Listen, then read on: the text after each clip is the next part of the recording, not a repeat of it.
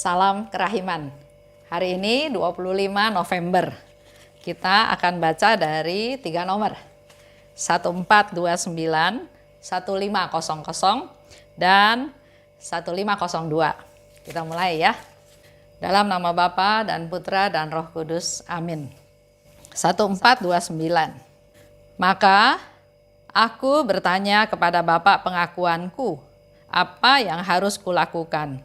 Apakah aku akan terus menderita seperti ini demi keselamatan orang-orang berdosa? Atau minta kepada para superior untuk membebaskan aku dari penderitaan itu dengan makanan yang lebih lunak? Ia memutuskan bahwa aku hendaknya minta kepada para superior untuk mendapat makanan yang lebih lunak. Dan dengan demikian, aku mengikuti arahan-arahannya sambil melihat bahwa penghinaan ini akan lebih menyenangkan Allah. 1500. Hari ini, kasih Allah membawaku memasuki dunia yang lain. Aku tenggelam di dalam cinta, aku meluapkan cinta dan aku merasakan bahwa aku dicintai dan semua itu ku alami dengan penuh kesadaran.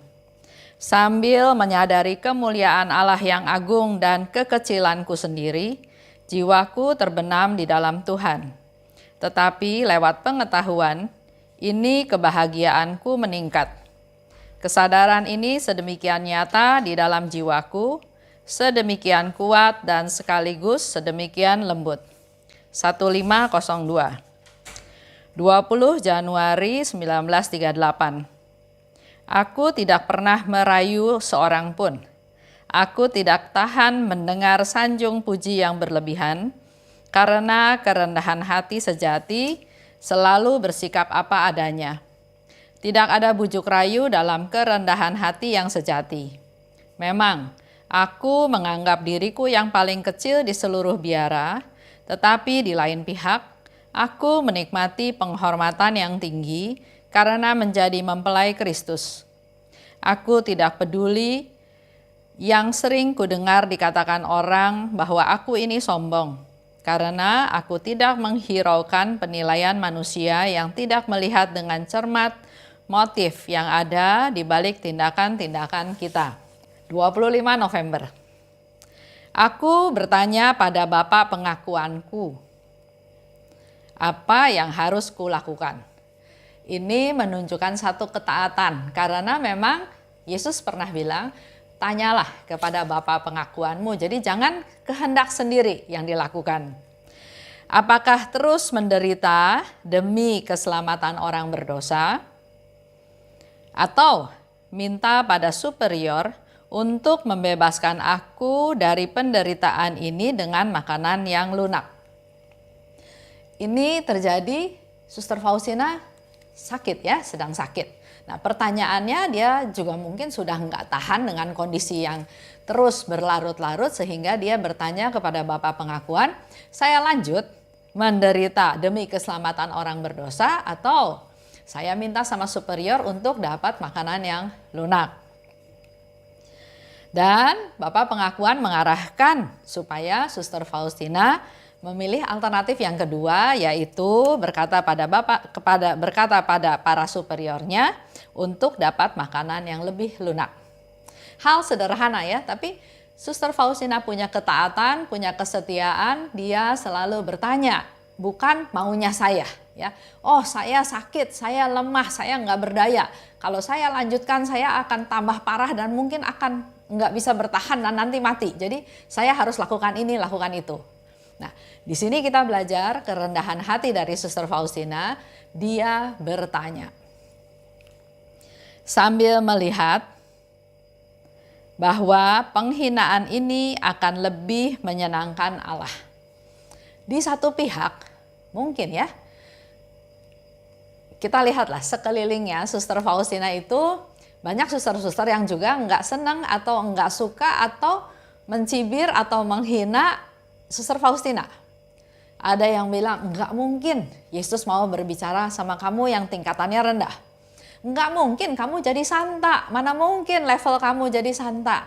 Kamu males makanya kamu bilang kamu pura-pura sakit. Jadi banyak tuduhan ya di sekitar kehidupannya Suster Faustina. Nah sekarang di satu pihak Suster Faustina mau menderita untuk jiwa-jiwa orang berdosa. Tapi dia sendiri tahu kondisi badannya udah seperti ini. Kalau dia lanjutkan mungkin bisa, tapi nggak bakal bertahan lama karena kita tahu ya setiap manusia punya keterbatasan fisik, kemampuan, kekuatan. Sama seperti Yesus juga waktu di jalan salib dia jatuh dan jatuh lagi. Apakah sengaja? Enggak, karena memang dia sebagai manusia dia sudah habis tenaganya sehabis-habisnya sehingga dia jatuh. Begitu pula dengan Suster Faustina, mau menderita demi keselamatan jiwa-jiwa. Tapi dia bilang, apakah saya harus lanjut atau saya terima makanan lunak? Saya nggak tahu persis ceritanya ya, tapi kalau dia membela, menderita demi keselamatan jiwa-jiwa, bisa aja yang dilakukan adalah mati raga. Bisa puasa. Bisa doa silih, bisa banyak hal yang dilakukan oleh Suster Faustina. Dan ini secara tidak langsung menyerap tenaga yang ada di Suster Faustina. Atau dia katakan, saya bilang sama superior untuk alternatif kedua, menerima makanan lunak. Jadi kalau tadinya berpuasa untuk keselamatan jiwa-jiwa, karena kondisi tubuhnya yang sudah tidak memungkinkan, maka dia bilang, oke, saya bilang ke model superior, saya mau makan makanan yang lunak. Nah, kalau di sekitar dia ada suster-suster yang gak suka sama dia, maka Suster Faustina makin dihina. Sok mau bela jiwa-jiwa, sok doa silih, sok berkorban, menderita, puasa, dan banyak hal. Padahal gak kuat, akhirnya berhenti di tengah jalan. Akhirnya minta makanan lunak. Itu ada penghinaan-penghinaan dan di situ dikatakan bahwa penghinaan ini akan lebih menyenangkan Allah. Jadi kalau kita juga mengalami sesuatu, jangan takut dihina oleh orang lain. Persembahkan apa yang dialami, termasuk penghinaan-penghinaan, untuk menyenangkan Allah. Ya, tadi seperti saya sudah kasih contoh, penghinaan itu nggak tahan, makanya dia minta makanan yang lunak. Dan yang dikatakan oleh Suster Faustina lagi di sini, dia nggak membela diri, nggak sok kuat, nggak sok suci, ya. Dia apa adanya, dia nggak bela diri, dia tahu kelemahan dia sehingga dia minta kekuatan, minta pendapat, minta advice dari Bapak Pengakuan dan juga dari model superior. Ada banyak orang yang nggak mau kelihatan gagal. Nah, di sini Suster Faustina memberikan satu contoh, inilah kerendahan hati. Kalau memang kita nggak sanggup, kalau memang kita nggak mampu, kita harus berserah pada Tuhan, harus minta pertolongan Tuhan dengan segala konsekuensi, termasuk penghinaan-penghinaan ya. Ini bukti kerendahan hati. Lanjut, 1500.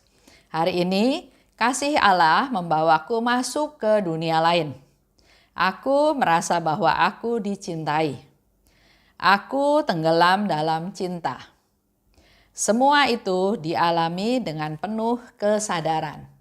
Jadi apa yang dialami oleh Suster Faustina, dia sharingkan pada kita semua. Bahwa dia ada di dunia lain di mana di situ dia merasa sangat dicintai. Dan hal itu dia sungguh-sungguh alami secara dengan kesadaran penuh, ya, bukan mimpi, bukan imajinasi. Menyadari kemuliaan Allah yang agung dan kekecilanku sendiri, jiwaku terbenam dalam Tuhan dan kebahagiaanku meningkat. Dengan dia tahu dia papa, dia tidak berdaya, dia kecil, tapi dia sadar Allah itu maha mulia. Allah itu, kemuliaan Allah itu sangat agung dan itu menimbulkan kebahagiaan dia meningkat. Nah, sekarang kita balik ke cerita, contoh ya, sharing. Ada seorang ibu.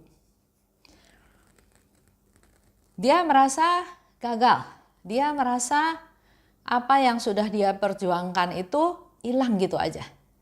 Semuanya sepertinya sia-sia, dia gagal, sekarang dia dalam posisi yang putus asa, nggak tahu apa yang harus dilakukan ya. Contohnya, pertama yang dia alami ya, pertama suaminya meninggalkan dia. Mereka suami istri, nggak punya anak, setelah sekian belas tahun menikah, dengan tanpa alasan yang jelas ya, suaminya tinggalin dia. Dia melakukan usaha, ternyata usahanya bangkrut. Ya, salah satu sebabnya juga karena masa pandemi ini ya, menyebabkan usahanya bangkrut. Di pihak lain, dia menolong orang. Dia lihat atau dia punya satu relasi dengan satu temannya sangat perlu dibantu, waktu itu dia bantu temannya. Ya, waktu dia masih sanggup ya, dia bantu sedemikian rupa, tapi ternyata apa yang dia lakukan, bantuan yang dia lakukan, nggak dinilai sebagai sesuatu yang baik. Malahan punya nilai negatif dalam arti si temennya yang dibantu itu jadi punya sifat seperti parasit. Nggak mau berdiri sendiri. Ngeluh dan ngeluh supaya dia dibantu dan dibantu terus. Dia hidupnya memang agak tertutup ya, sehingga dia nggak terlalu punya banyak teman, nggak punya banyak kerabat, dan memang di keluarganya pun dia keluarga kecil, jadi bukan keluarga besar yang punya saudara di mana-mana. Jadi dia sekarang merasa dia sendiri, dia kesepian, dia putus asa. Itu penderitaan yang dia alami. Nah, semoga dengan mendengarkan pembahasan hari ini, dia juga bisa belajar dari Suster Faustina, di mana dia menyadari kepapaannya ya. Suster Faustina sadar bahwa saya ini nggak bisa apa-apa, saya ini nggak berdaya, saya ini orang kecil, ya. Tapi dia bisa menerima keadaan yang terjadi. Dia pasrah, dia nggak ngotot, dia nggak takut gagal, dia nggak takut diomongin superior, dia nggak takut ditegur sama bapak pengakuan. Dia pasrah, dia mengungkapkan yang terjadi pada dirinya. Kelemahannya, ketidakberdayaannya, penderitaannya. Dia juga nggak menuntut sama Tuhan. Suster Faustina kan menderita ya. Dia menderita untuk keselamatan jiwa-jiwa. Dia nggak minta ke Tuhan, Tuhan, saya melakukan hal yang baik loh, menyelamatkan jiwa-jiwa. Kasih saya kekuatan, kasih saya kesehatan. Kok saya dibikin sedemikian menderita? Kok suster-suster di sekitar saya nggak support saya, nggak dukung saya? Faustina nggak lakukan itu. Dia nggak komplain, dia nggak marah, dia menerima. Itu salah satu bukti dari kerendahan hati. Dia mengandalkan Tuhan, terserah Tuhan ya. Yang penting dia percaya, dia benamkan diri dalam Tuhan, itu menjadikan kebahagiaan dia. Dan dikatakan kebahagiaannya meningkat. Jadi semoga ibu yang sharing sama saya hari ini mendengarkan bahwa serahkan semuanya sama Tuhan, mengandalkan Tuhan, dan Tuhan sayang sama saya, Tuhan melindungi saya, Tuhan memelihara saya, Tuhan kasih saya kehidupan, Tuhan mengasihi saya, oleh sebab itu saya harusnya bahagia. Mari kita mulai dengan hari yang baru. Nggak ada yang terlambat. Kita mulai hari ini dengan hari yang baru. Lupakan yang lama, artinya ya kita nggak bisa, ya namanya suami istri ya, kita nggak bisa terus mengikat. Kalau memang suaminya mau pergi terus gimana? Ya, karena itu udah di luar kemampuan kita ya. Tapi kita harus tetap ada di jalan Tuhan. Kita tetap setia, kita tetap mengandalkan Tuhan, kita tetap berdoa, kita tetap minta supaya Tuhan mempersatukan kembali hal-hal yang berkenan di hatinya Tuhan. Kita mulai hari yang baru, melupakan yang lama, mulai lagi dari nol.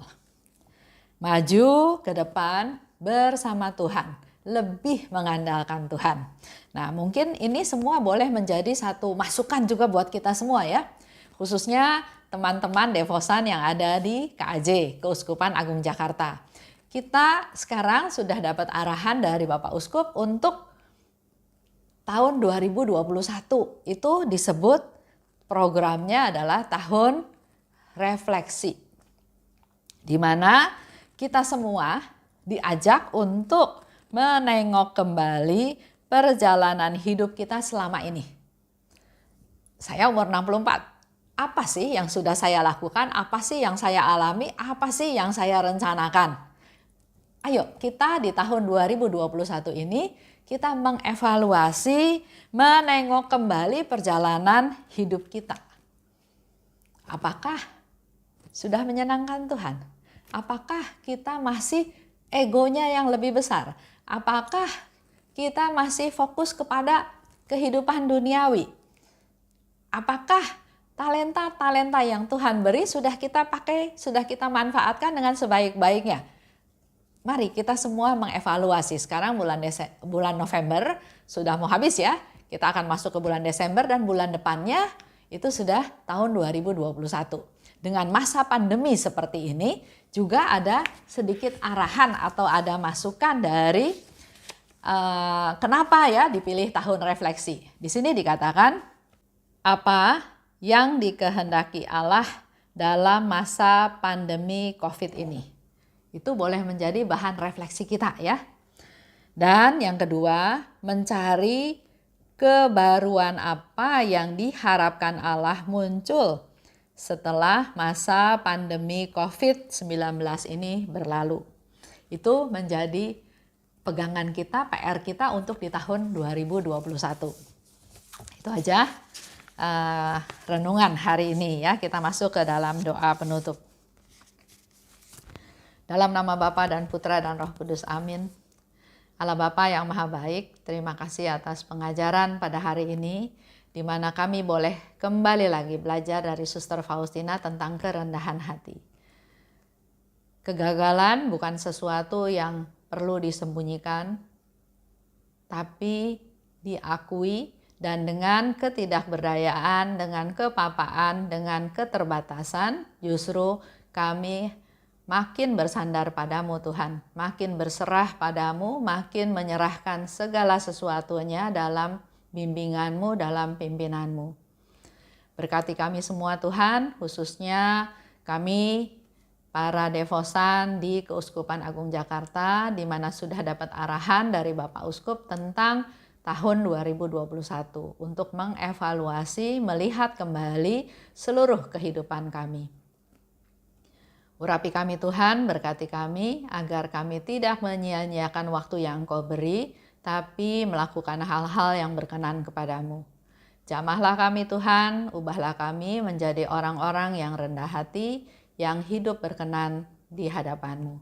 Kemuliaan kepada Bapa dan Putra dan Roh Kudus, seperti pada permulaan sekarang, selalu dan sepanjang segala abad. Amin.